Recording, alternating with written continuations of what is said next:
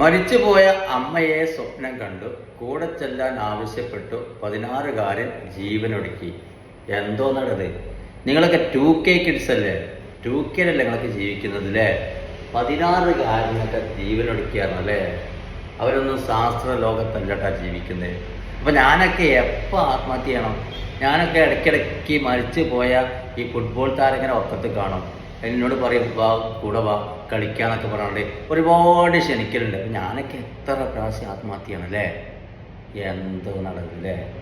ഏതായാലും ആ പാവം പയ്യൻ വിവരക്കേടുകൊണ്ട് ചെയ്തതായിരിക്കും. പയ്യൻ്റെ വീട്ടുകാരെന്തെങ്കിലും വീഡിയോ കാണണമെങ്കിൽ ഖേദം പ്രകടിപ്പിക്കേണ്ട.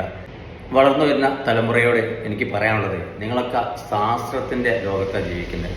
അതിൻ്റെ കൂടെ നിങ്ങൾ വിശ്വാസം വേണം. പക്ഷേ ഇങ്ങനെ അന്ധവിശ്വാസമാവരുത്. അന്ധവിശ്വാസമായാൽ നിങ്ങൾക്ക് പിന്നെ ഈ ഭൂമിയിൽ ജീവിക്കാൻ കഴിയില്ല.